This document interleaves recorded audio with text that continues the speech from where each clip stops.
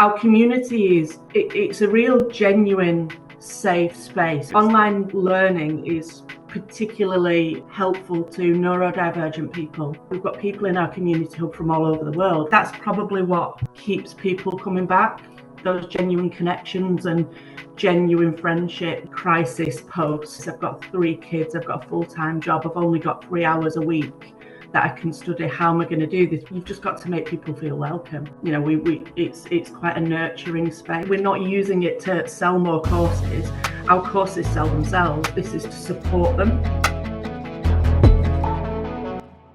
The first thing I'd love to kind of just get some real clarity over, Sarah, is just like where you guys were before you started with Disciple. Like how was you running things day to day before you built the app? So we taking it right back to the very beginning of me joining learndirect. There was no community. We didn't have any kind of community at all. We knew that we wanted something, didn't know what that was going to look like. So I was brought in and we started a pilot community on Facebook just to kind of test the theory, which absolutely, it just exploded very quickly. So we'd obviously tapped into this need for our online learners and graduates to connect. So online learning by its very nature is quite lonely. It's quite an isolated thing to do. So we tapped into it, but with Facebook comes the noise, comes the distractions, people dipping in and out all of the time. And the the information that we were getting off the back of it, wasn't particularly strong. So we knew community was the right move to make. Started looking around for a provider and somebody to help us with that. And I think the thing we were looking for, or I think I was looking for as community manager, was not just somewhere to provide the community, somewhere to provide the app, but also the support that would come along with that. I've never built an app. I've never built a community on an app before. So when I went into this, I was very much an open book. I wanted to learn as I was going along. I've run communities for years, but never built it from scratch.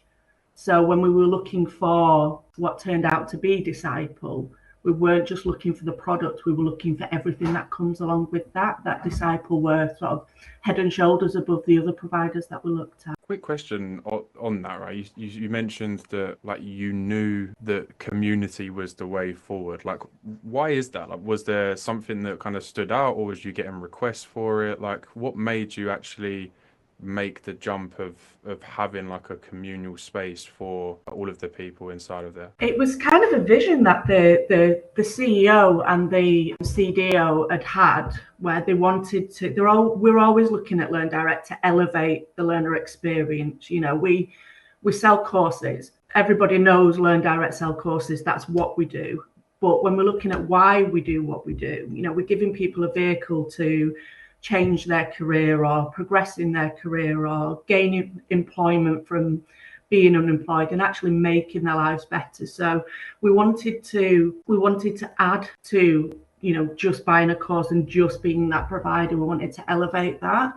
But, they knew what they wanted, but not how to do that, what that would look like. So it kind of went from this idea on a post-it note in a conversation to what we've got now 2 years later, which is a community of over 8,000 learners and graduates. And I think that's really important as well, the point that we have got people who they've moved through their courses with us.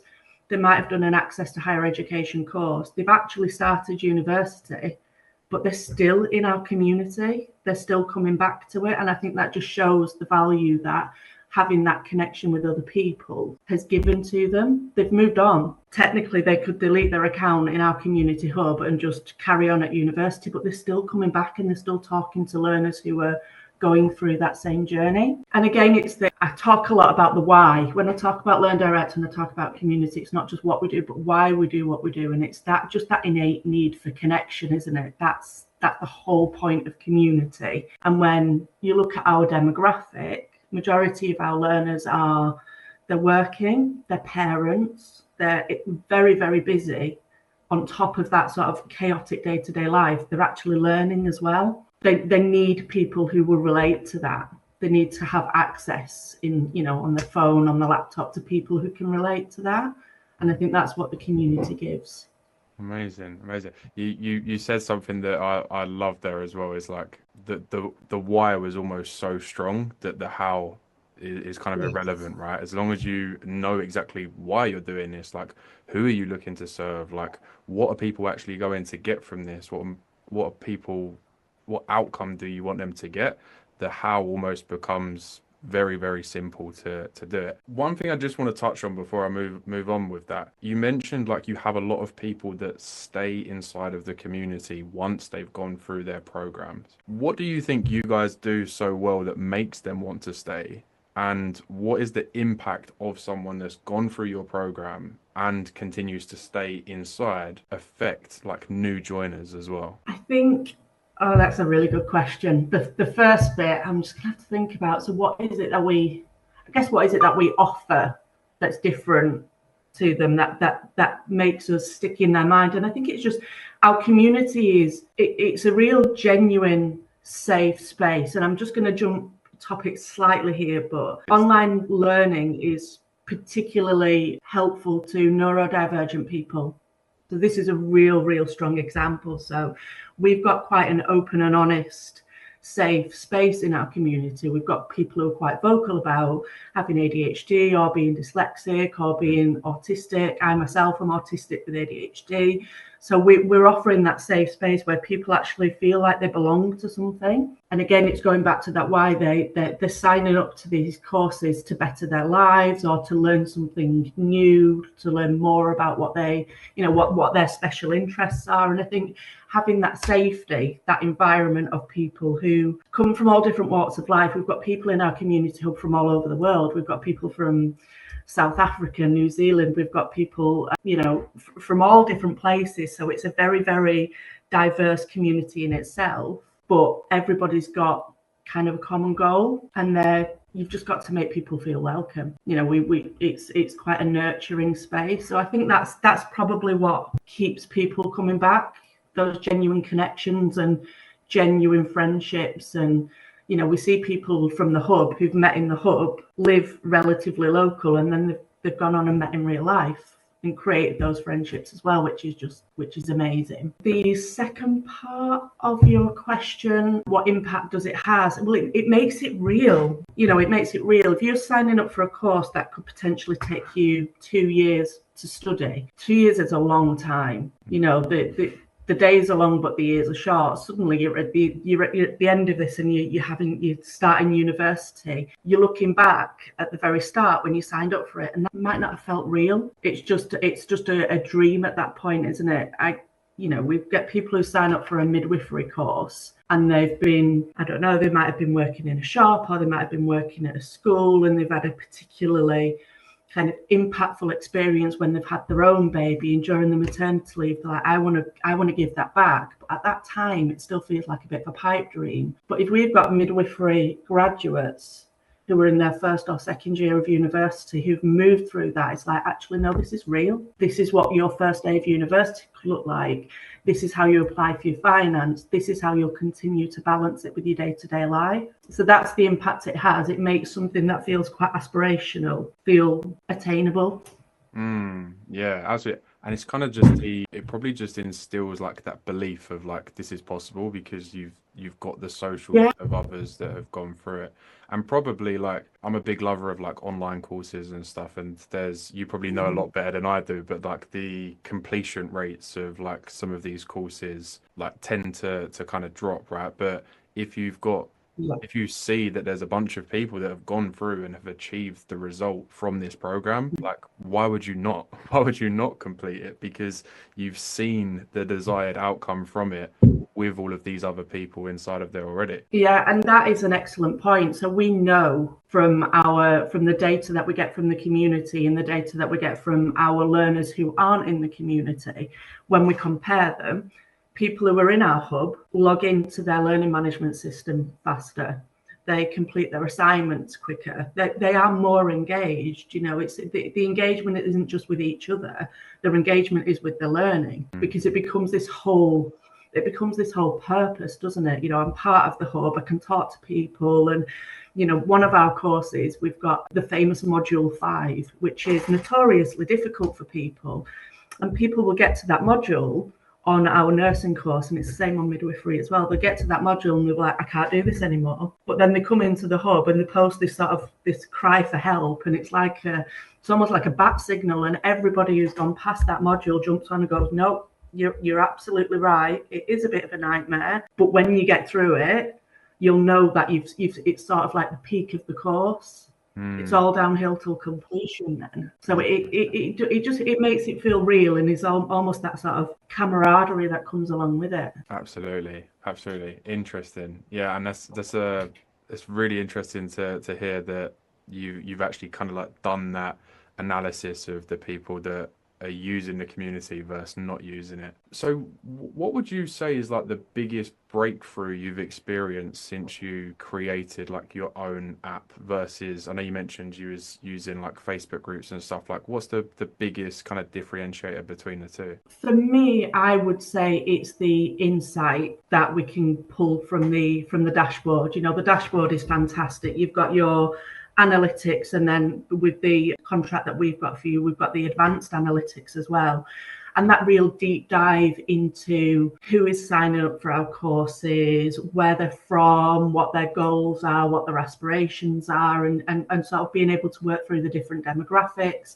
I think the insight and the data that we get compared to the pilot community that we had on Facebook there's just it's a country mile ahead. But also I think what's really important for me, it's not just that it's the right thing to do for our learners. Having this community is absolutely the right thing to do for our learners, but it's the right thing to do for the business as well, because we can go out with surveys, flat surveys, and we've got our NPS score, we've got our customer satisfaction, customer effort scores, which are absolutely critical.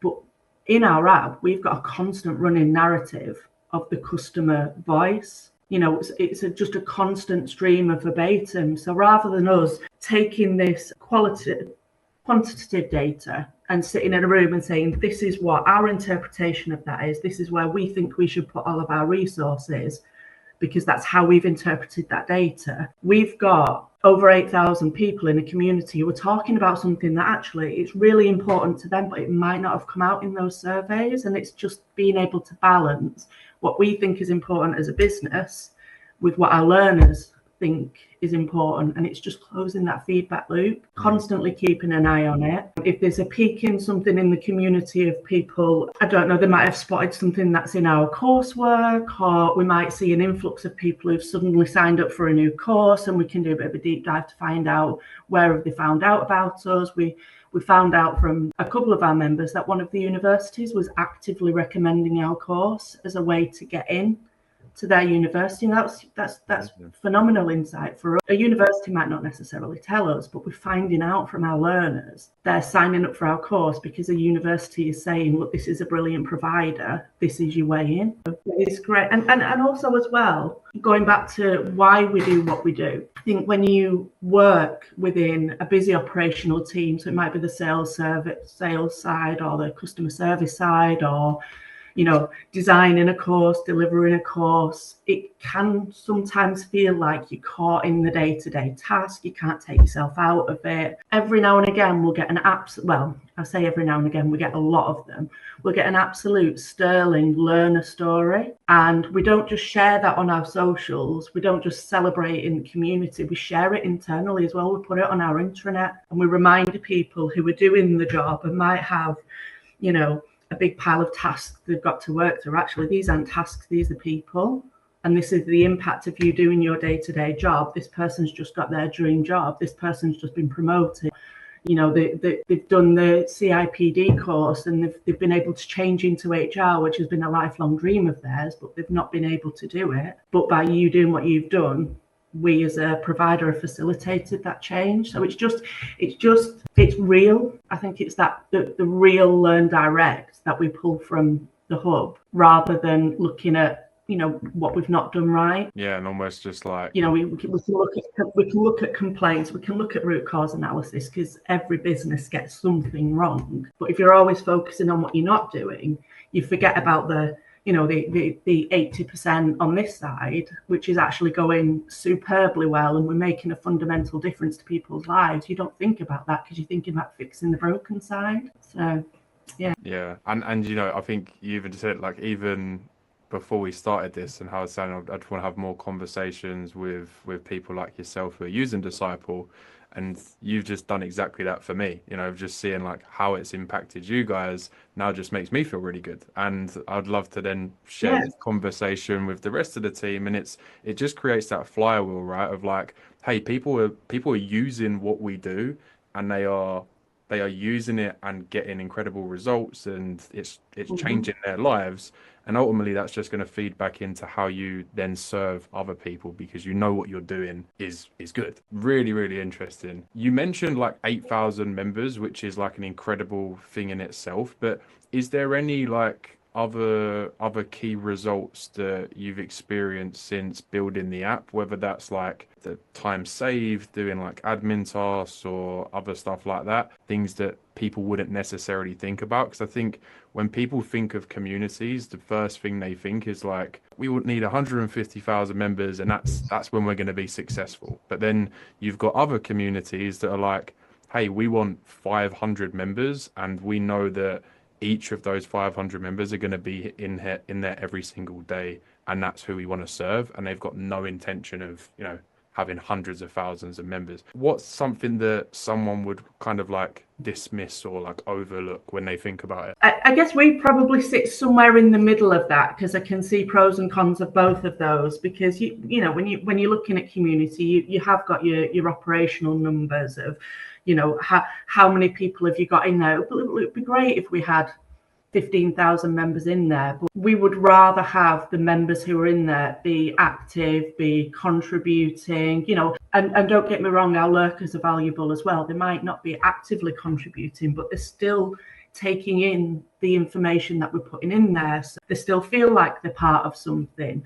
I know that there are people who they log in and they read through it. They might not necessarily like or comment or post, but they're still consuming that information. So there is a benefit to having a huge amount of members in there, but it's the value that the people who are in there are getting, and the value that we get from having this community as well. So yeah, it's not a bums on seats approach that we've got. We could very well have had that. We've got, a sort of infinite amount of learners, so we could just pile them all in. But if they're not going to be active, they're not going to take part in the community, and they're not going to gain from it, we'd rather focus the efforts on the people who need that community. I think the biggest thing that we've got from community, I would say, is the learner stories. The learner stories, having the insight into what has brought people to LearnDirect, what their journey is. We've had some phenomenal stories of people who were told when they were 15, 16, by teachers, there's no point in going to college.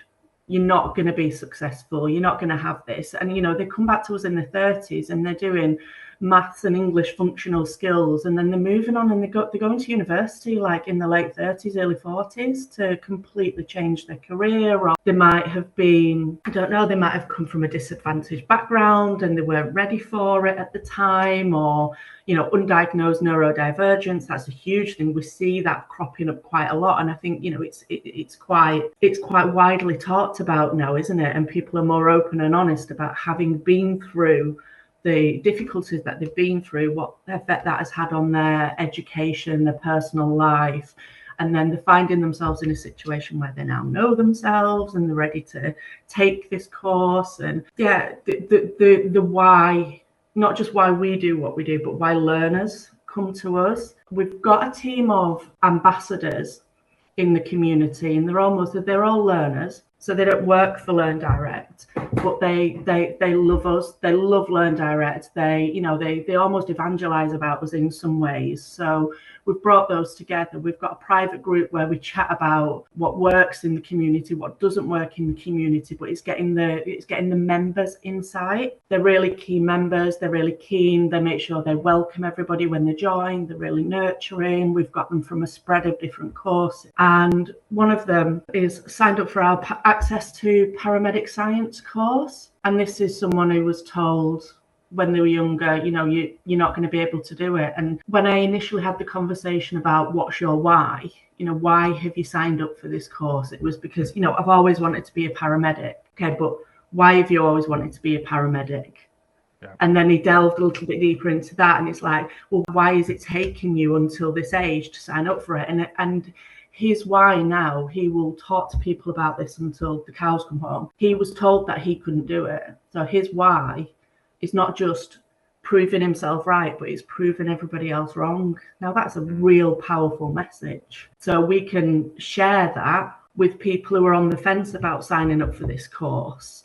And actually, if that resonates with them, that might be the tipping point between them staying in a part-time job that they don't find fulfilling, to setting aside the time and the money and the emotional investment to sign up for a course and actually really making a fundamental change to their life. So I work in the marketing team. Slick marketing is really, really important. But for me, it's that social proof that sits alongside it to say, yes, we've got all these fantastic courses, but actually talk to somebody who's really done it. Oh, yeah. Very long answer to a very short question. No, it's amazing. It's amazing. I think like just hearing you kind of talk about that, you can really see like your passion, especially like behind the why, which I'm a massive advocate for people when they're making decisions like in their career and even like their personal life. Like you sometimes think you want something because of everyone else around you and like other people are influencing your decisions. But if you actually sat down and really, really thought about it and maybe put a pen to paper, it's like you realize that you're doing it for the complete wrong reasons. And actually knowing where you want to go is the most important thing. And that's the bit you fall back on when things get really, really tough. 100%. That's something that I see my ambassadors saying to members when they're coming in. They're saying, I haven't studied for 3 weeks. I've been poorly, or my kids have been poorly, or I'm caring for someone, or I've lost all motivation. The first question they'll say is, why did you sign up for this course? And you can almost see through the conversational thread that it makes people stop in the tracks and think, what, at first it's a bit like, why are you questioning me? I signed up for it because, and then they'll answer it. And then the ambassadors will jump on that and they'll be like, that's the bit that you need to remember. Put it on a Post-it note, get a piece of paper and stick it next to your desk and write it in a big message, stick it on a sticker on your mirror at home. Keep reminding yourself why you're doing what you're doing. And then when it gets tough, keep going back to that message and it'll help you get through the tough times, because it's really difficult. Online learning is really difficult to do. Yeah. You don't have a time to, you have a learning plan, but you don't have to show up to a face-to-face lesson. You don't have to be somewhere at a certain time, which lends itself really well in one sense. But actually it's that discipline. Yeah, 100%. When things are getting really, really difficult, what's the first thing that's going to go? It's not going to be putting food on your table. It's not going to be turning up to your day job. You're going to put your studies aside and forget about it for a bit. So then they come in the hub, sort of put this post on there, everybody jumps on it and they get the moral support from people who've been through it. Absolutely. So yeah, it's incredible to kind of just think of that. And yeah, I mean, like, I think your kind of passion for like helping people and taking them through that journey just seems like so evident. With like the app itself, like you mentioned that you obviously have kind of like courses that people go through as well. Like what other like resources and stuff do you house inside of the app versus like the LMS kind of stuff with people going through courses? You could probably break that down into two sections really. So there's the content that's planned, designed, developed and posted in there, and using the rule of thirds, so 1/3 information sharing, 1/3 conversation starter, and that's where we start to really see the UGC, the user generated content coming through that we can then feed into other areas of the business. And one area just for fun, because I will keep going back to it, online learning is really hard, so we don't want to just talk about the Pomodoro technique or this is how you retain your information, because actually they log into this because they just want a chat, they just want a break. So we don't want it to be an entirely learning based environment. So when we're looking at the information sharing, we'll take information from those crisis posts. I can't manage my time. How am I going to do this? I've got 3 kids. I've got a full-time job. I've only got 3 hours a week that I can study. How am I going to do this? We'll take that narrative and then we'll turn it into either a video or a blog or a bite-sized learning course that just gives them the information on how to handle those difficulties when it comes to it. So it's again, closing that feedback loop, listening to what our learners are saying. If there's anything we've already got, we'll provide it. If we haven't already got it, we'll make it and then we'll provide it. We have also set up a subscription area. So we've called it our premium members area, and it's deliberately kept affordable for our learners. And they can subscribe either monthly or annually, and sat behind there is almost 50 bite-sized learning modules. So they've got everything that they've got on the learning management system to support them with the course, but this is based around study skills, communication skills, how to present in real life, how to present on an online call, a series of blogs and articles to help them when it comes to looking for a new job, revamping your CV, preparing for your interview, whether it's face-to-face, online, how to deal with rejection, what your first day might look like. So it's geared around boosting their online learning with us. We're not using it to sell more courses.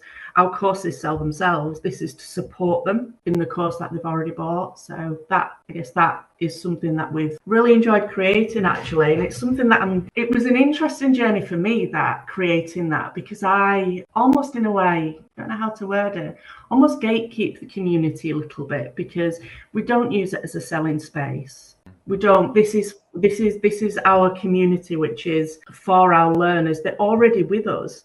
We can cross-sell and upsell, but we don't, it's more like this is to enhance your journey that you're already on, rather than, selling to them.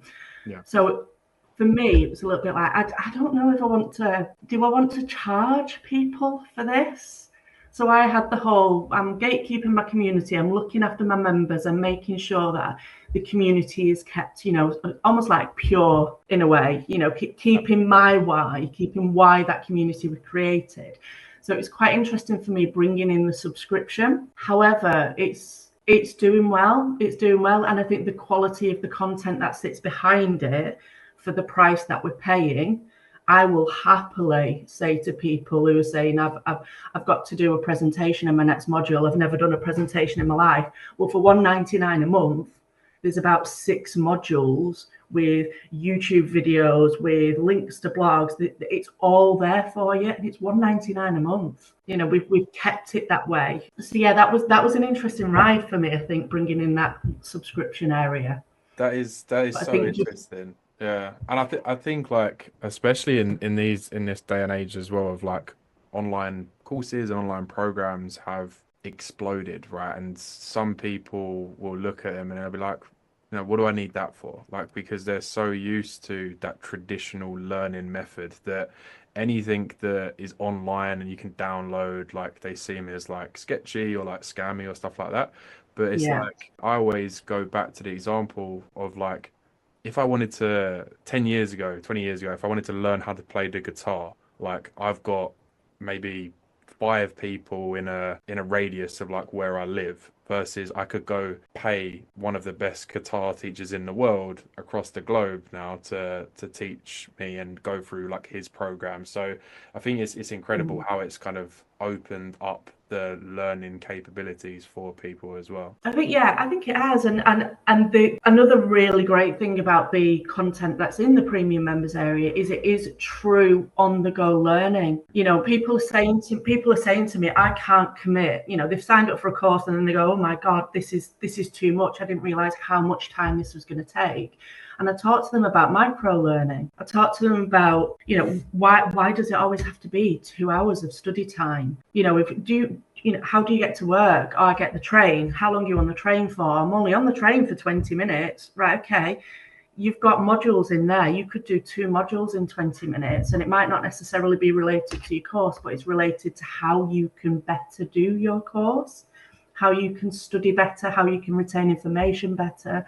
So it's micro learning, and it is true mobile learning because it's on the Disciple platform, so it's in the app.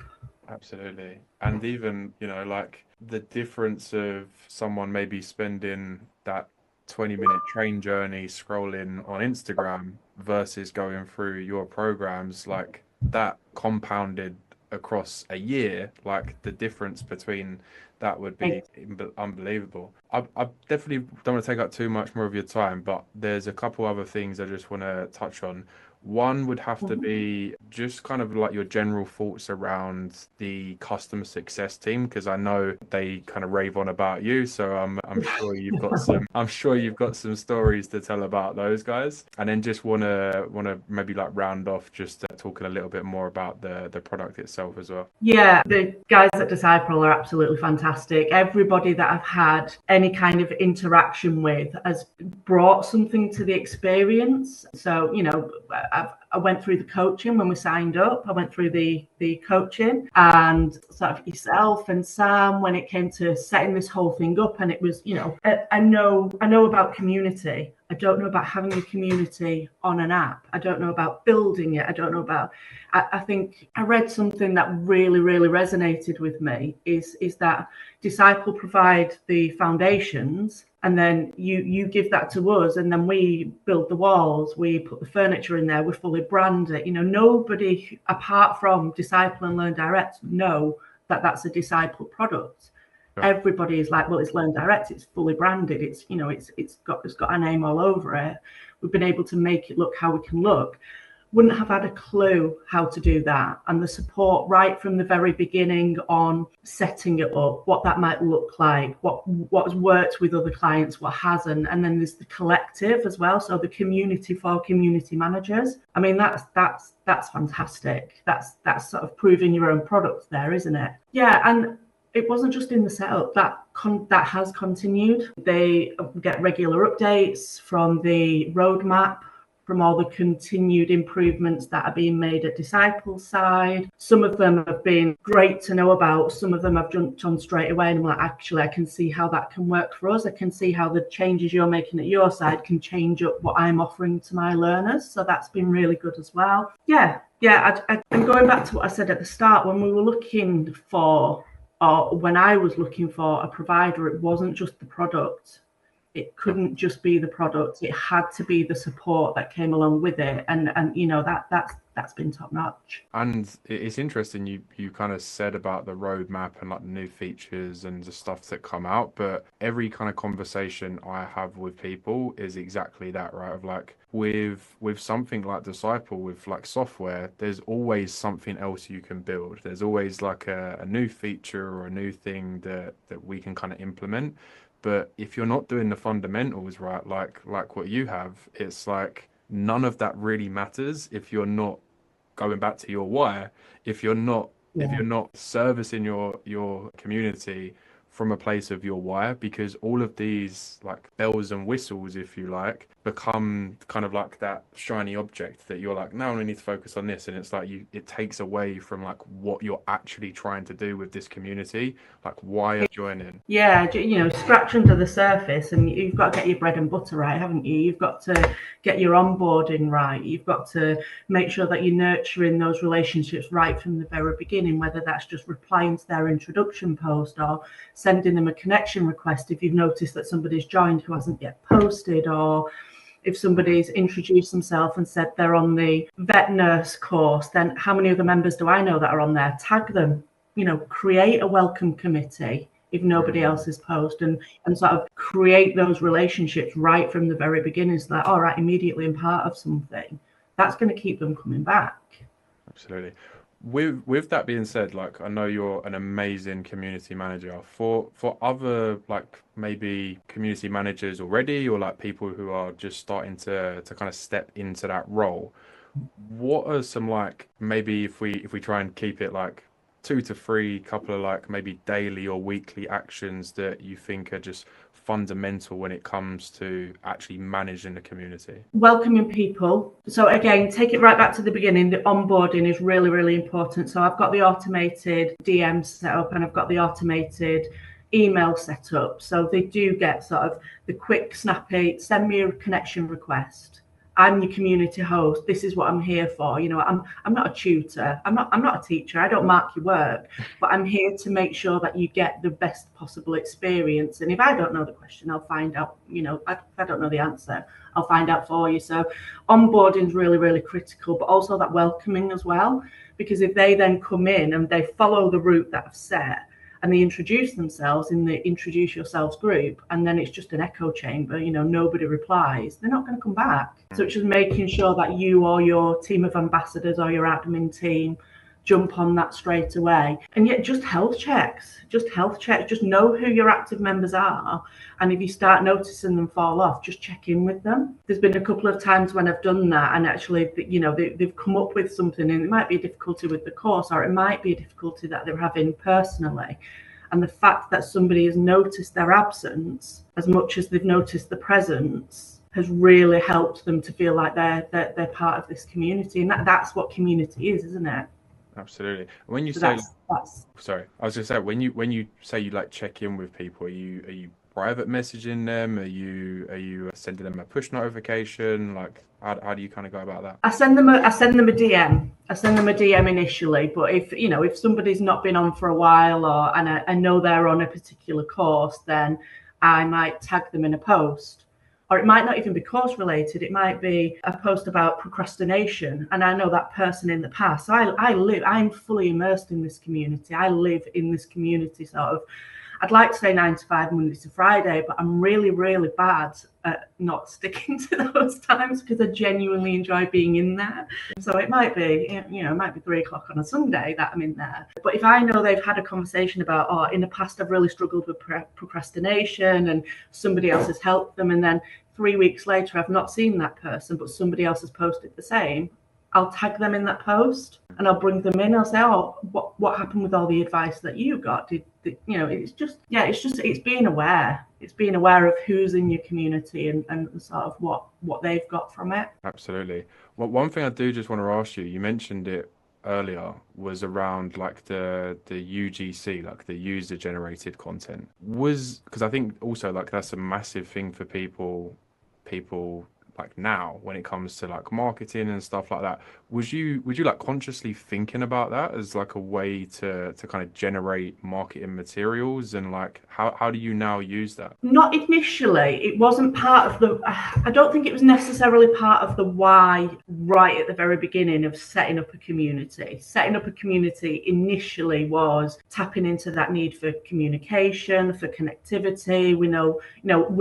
We'd assumed that people who were engaged with each other would be more engaged with the learning because it gives them yet another reason to keep coming back. As the community's grown, the benefits have grown as well. And yeah, the UGC using it for marketing, and I think it's because it's genuine as well. It's not cynical. It's like, look, this is real. This is the real Learn Direct. We can go back to all the shiny marketing, and the courses almost sell themselves. But when we've got real people, if you've got Sarah Jane from West Yorkshire, who's always worked in the financial services sector but has been absolutely desperate to break into marketing, and she did that at the age of 42 because she'd done a course with Learn Direct. That's real. You don't get more real than that. And if we've got somebody's face to match the story, and we've got their quote, and we can prove that's genuine, people buy people. I love that. Yeah, and like you said, the thing I really like there is like as you started to grow it, the benefits kind of grow and grow that you probably didn't think about as well, which is I hear that Yeah, so much. definitely. What would you say to someone that's kind of like on the fence about like building their own app? I would say go for it. I would say go for it. And I'm quite honest about the fact that when I first went into building this community, so the community hub that we've got through Disciple, I was really nervous because it was just felt like this whole new world. But Disciple almost held my hand through that. You know, the information, the starter packs, the onboarding. I'm talking about onboarding for my learners, but I got through Disciple was superb. You know, there was like random check-ins with me, or the knowledge hub that you provide, all the information to set everything up. You know, it's all there for you. And I think rather than trying to do it yourself, you know, this great product that already exists with a great team that sit behind it, that obviously you care about your customers, I care about my customers. It just feels like a really natural relationship. So yeah, I'd say don't put it off, don't procrastinate, just do it. Amazing, amazing. And I know you mentioned about like it was quite overwhelming in a sense of like you'd not done something like that before. How easy would you say it is actually to use? Like, because some people think you need to be super technical, like some Oh, people it is think you need to incredibly code. user friendly. Yeah, really, really user friendly. My passion for community is in the community. It's setting up the community. It's absolutely not the technical side of things. And you know, the MI and the insight and the data side of things, that doesn't come naturally to me. I'm a storyteller. But put, you know, numbers and graphs in front of me, and it doesn't necessarily tell me anything. But the way that the dashboard is set up with both the analytics and the advanced analytics, it's almost presented to me, which makes it very easy for me to then interpret that and tell my story. But I can put the verbatim next to it. I can do it's qualitative and quantitative. So yeah, I would say it's very, very user friendly.